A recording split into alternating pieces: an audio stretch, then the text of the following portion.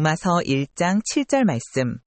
로마에 있어 하나님의 사랑하심을 입고 성도로 부르심을 입은 모든 자에게 하나님 우리 아버지와 주 예수 그리스도로조차 은혜와 평강이 있기를 원하노라.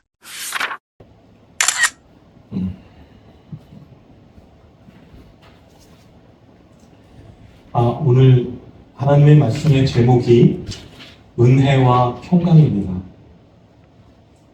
오늘은 근데 주안점이 평강에 좀 쏠려서 평강 위주로 말씀을 전하고자 합니다. 오늘 본문을 잘 보시면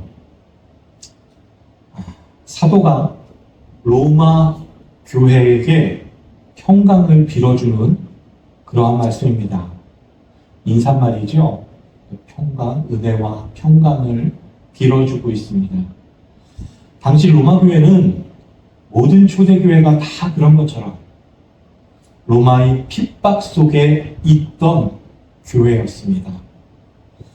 로마 시대의 초대교회가 겪는 핍박에 대해서는 여러분이 이미 오래전부터 잘 배우셔서 아실 것이라고 생각합니다.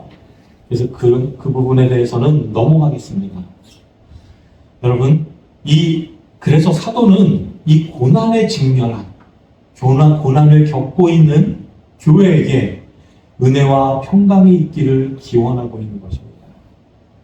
여러분, 평강이라는 단어는 우리가 평화라고 생각하기도 하고요, 평안이라고 하기도 합니다.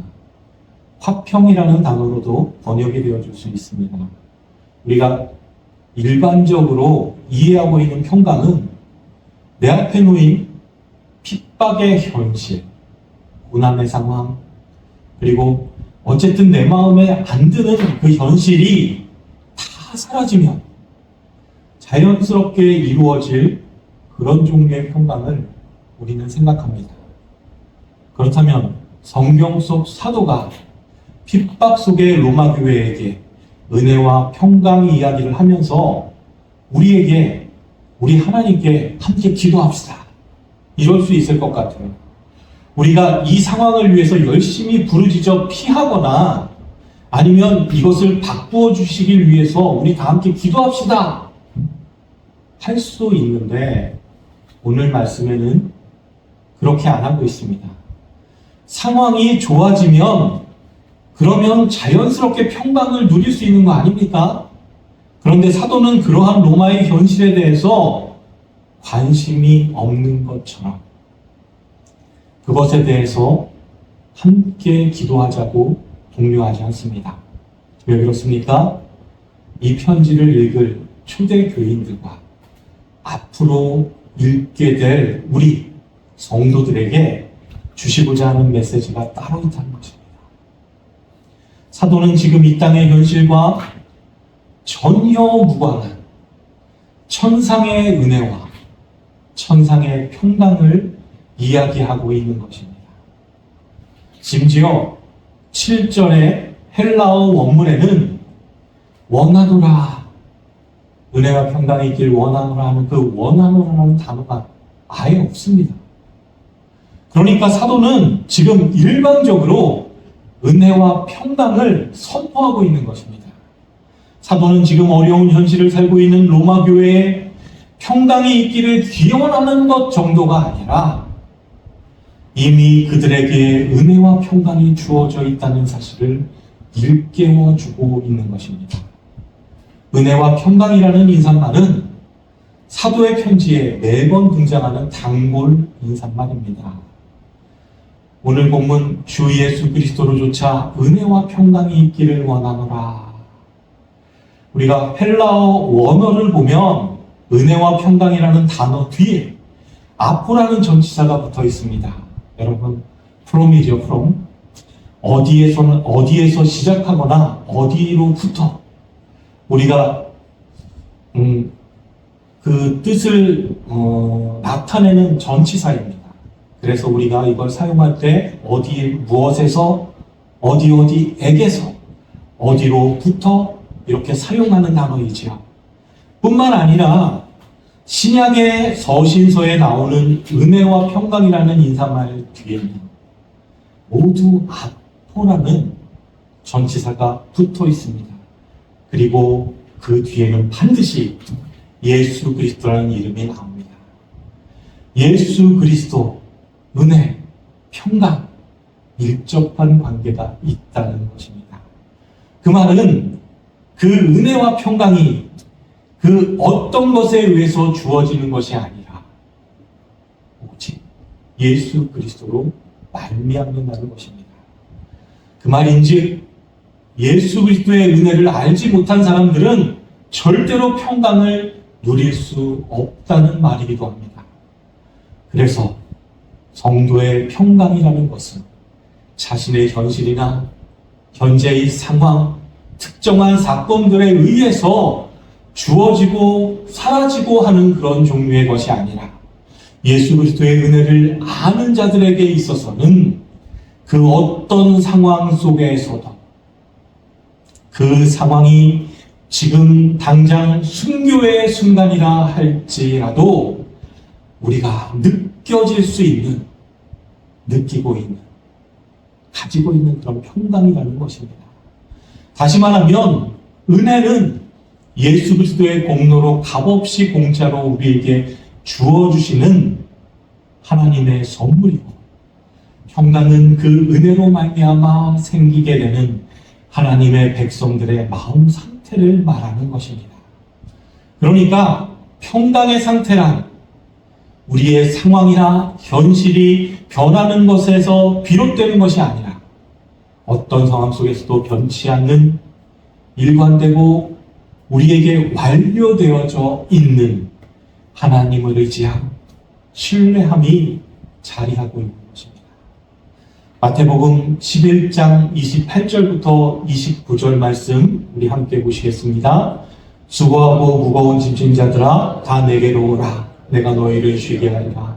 나는 마음이 온유하고 겸손하니 나의 멍에를 메고 내게 배우라. 그러면 너희 마음이 쉼을 얻으리니. 바로 이 상태를 말하는 것입니다.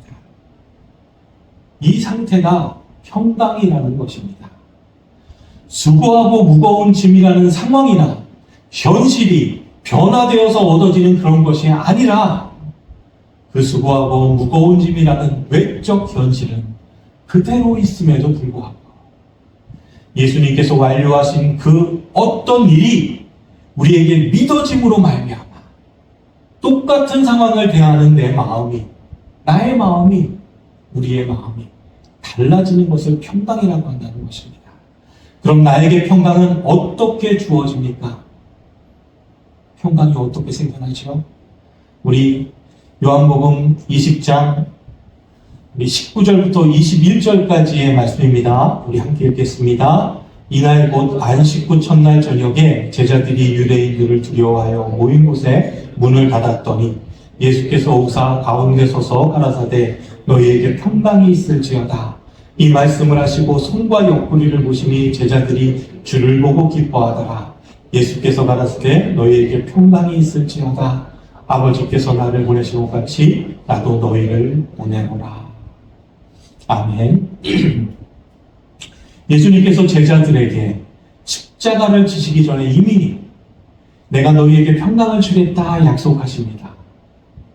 그리고 지금 읽은 말씀은 그 약속하신 바대로 십자가를 지시고 사흘 만에 다시 부활하셔서 제자들에게 나타나신 장면입니다. 그렇게 십자가를 통과하신 예수님께서 제자들에게 무엇을 주십니까? 바로 평강을 주십니다.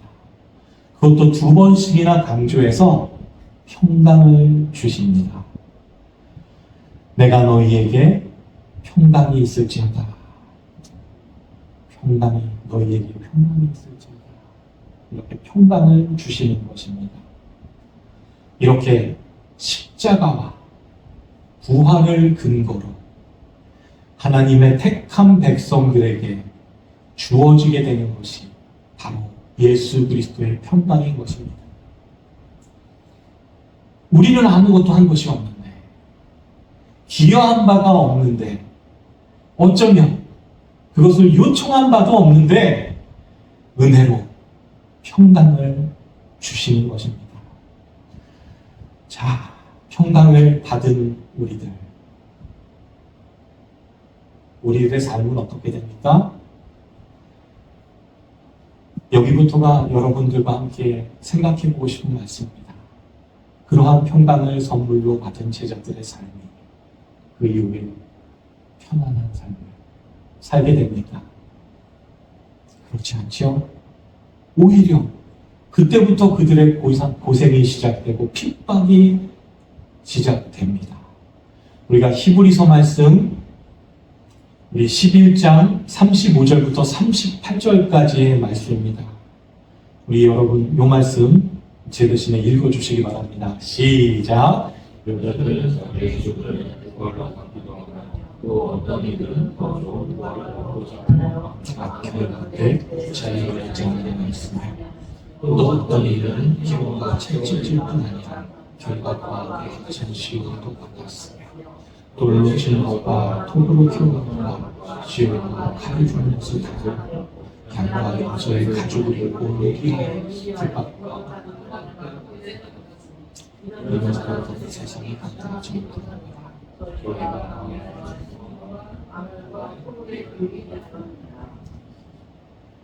아멘. 우리가 지금 읽은 여러분들이 읽어주신 이 말씀 하나님으로부터 믿음을 선물 받은 믿음의 선진들의 삶을 기술하고 있는 것입니다. 믿음은 은혜로 주어지는 것이지 않습니까? 그렇다면 그 은혜로 말미암아 평강이 그들에게 있었다는 것인데 그들의 삶이 평안해 보이십니까? 믿음의 선진들의 모습은 우리가 가지고 있는 아주 일반적인 세상의 관점으로서의 편안함과는 전혀 거리가 먼 모습의 삶을 살고 있었던 것입니다. 어떤 평강이기에 그렇습니까? 분명 평강이라고 그러는데 어떤 평강이기 때문에 그렇습니까? 주님께서 성도들에게 바로 무상으로 선물해 주신 이 평강은 현실 상황을 호전시켜 주시거나 현실을 바꾸어 주어서 생기는 평강이 아니라 이 현실과는 아주 무관한 바로 영적인 소망에 근거한 평강이기 때문에 그렇습니다. 주님께서도 성도인 우리들에게 주신다고 하셨던 그 평강이 세상이 말하는 평강이 아니라고 이미 성경을 통해 말씀하고 계십니다. 요한복음 14장 27절 말씀 읽겠습니다. 평안을 너희에게 끼치노니 곧 나의 평안을 너희에게 주노라. 내가 너희에게 주는 것은 세상이 주는 것이 같이 아니하니라. 아멘. 그렇습니다. 세상이 말하는, 세상이 알고 있는, 세상이 요구하고 세상이 갖고 싶어 갈망하는 그러한 평강이 아니라는 것입니다. 하나님이 말씀하시는 평강은 완전히 다르다 말씀하고 계십니다. 그럼 하나님이 말씀하시는 평강은 어떤 평강입니까? 우리가 로마서 5장 1절입니다. 제가 읽겠습니다. 그러므로 우리가 믿음으로 의롭다 하심을 얻었은즉 우리 주 예수 그리스도로 말미암아 하나님으로 화평을 누리자. 성도의 평강은 이 세상에서의 평안함이나 안락한 삶의 방식이 아니라 하나님과 더불어 사는 것, 즉 하나님과의 화목을 말하는 것입니다.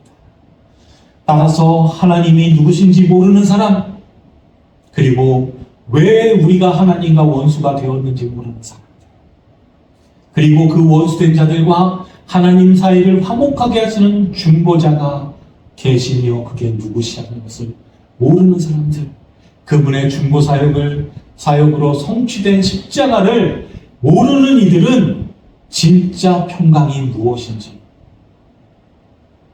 알고 싶어도 알 수 없다는 것입니다. 그 사람들은 하나님과 불화하게 되면 그 끝이 어떻게 되는지를 전혀 알지 못하기 때문에 보이지 않는 하나님과의 화평에 대해서 관심조차 없습니다. 그래서 그들은 이 세상이 주는 평강만을 추구하게 됩니다. 이 세상 힘이 줄 수 있는 성공과 번영의 달콤함과 편안함과 안락함만을 추구하게 되는 것입니다. 주님은 우리가 침 흘리며 쫓아갈 세상에 평강을 주러 오신 분이 아닙니다. 주님은 오히려 그러한 가짜 평강을 깨러 오신 분이십니다. 우리 누가복음 12장 51절부터 52절 말씀 함께 읽겠습니다. 내가 세상에 화평을 주려고 온 줄로 아느냐? 내가 너희에게 이르노니 아니라 도리어 분쟁케 하려 함이로다. 보십시오. 이 세상에 땅, 빌딩, 재산, 가족, 지인 등으로 자신의 평강을 추구하려던 사람들에게 주님은 내려오셔서 그것들과 분쟁을 하게 만드신다는 것입니다. 세상의 평강을 추구하는 우리들의 삶에 개입하셔서 그것들이 왜 진짜 평강을 누리는데 오히려 방해가 되는 것인지를 알게 하시고 가짜 평강을 부수고 깨어내시는 것입니다. 그래야 그러한 것들을 갈망하고 의존하던 마음을 버리고 돌아서서 하나님만 의존하게 되기 때문입니다. 그럴 때 하나님과의 화목이 시작됩니다. 여러분 호세아서 읽어보셨지요? 제가 호세아서를 모르면서 읽었을 때 참 불편했습니다. 뭐 이런 말도 안 되는 게 성경에 쓰여있나, 이거 성경 아니지 않나 했던 시절도 있었습니다. 여러분, 호세아가 고멜의 남편이죠. 그런데 그 고멜이라는 아내, 신부가 자꾸 이 남자 저 남자를 만나고 다닙니다. 그래서 우리는 고멜을 창녀 고멜이라고 하죠. 실제 창녀예요. 그렇게 살고 있는 고멜이 결국 남편인 호세아가 역경 속에서 그를 찾고 찾아서 그를 집으로 돌아왔을 때 그 남편의 은혜 앞에 감사하게 되는 그런 이야기입니다. 그 말씀을 통해서 하나님의 구원의 은혜를 가르쳐 주시는 아주 귀한 말씀입니다. 나중에 깨닫게 됐을 때는 알게 되었지만 참 쓸데없는 말이 성경에 많이 있다. 그 중에 하나가 아가서이기도 했었는데요. 이렇게 생각했습니다. 여러분, 이 창녀 고멜, 음행을 저지르던 대상들에게서 돌아서는 사건이 생깁니다. 바로 창녀 고멜이 그토록 사랑하고 좋아했다. 그들의 추악한 본색을 드러내는 사건이 생겨납니다. 그들이 고멜의 간물을 다 빨아먹은 후에 고멜을 노예시장에 팔아버립니다. 그 사건을 겪은 고멜이 자신을 판 그들을 다시 보고 싶겠습니까? 그들을 다시 찾아가겠습니까? 그렇게 된통당하고 나서 그들이 그립겠습니까? 우리의 신앙생활이 바로 이러한 방향으로 흘러가게 된다는 것입니다. 성도는 이 땅에서 세상과 싸우게 되고요. 세상과 이별하게 되고요. 세상과 등지게 됩니다. 그를 통해 하나님만 바라보게 된다는 것입니다. 하나님께 자신을 완전히 맡겨진 상태가 그 상태가 바로 하늘의 평강의 상태인 것입니다. 그건 그분과의 화목의 관계에서만 가능한 것입니다. 우리가 사업이 잘 안 풀려도 직장에 문제가 좀 생겨도 다른 사람들처럼 근사한 명예나 재산이 없어도 나의 몸이 건강하지 못해도 하나님께서 예수 그리스도 안에 부어주신 그 은혜가 얼마나 값진 것을 안다면 그 어떠한 상황 속에서도 평강을 놓치지 않을 수 있는 것입니다. 현재 마주한 현실 앞에서 감정적으로 마냥 기뻐하거나 마냥 행복해만 할 것이다 말씀드리는 것이 아닙니다.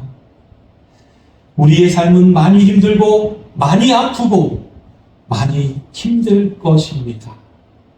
세상을 등지기 위해서, 세상과 싸우기 위해서, 세상의 모든 것들을 내려놓기 위해서, 내가 사랑하던 세상을 놓기 위해서 우리는 눈물을 흘릴 것이며 고통스러워할 것입니다. 그러나 그러한 아픔과 슬픔과 고통과 더불어서 하나님의 은혜와 평강이 성도 안에 있을 때 성도는 또 하루를 살아낼 수 있는 것입니다. 그것이 우리 신앙의 참음이고 그것이 인내이며 그것이 성도에게 허락된 승리인 것입니다. 우리 함께 기도하시겠습니다.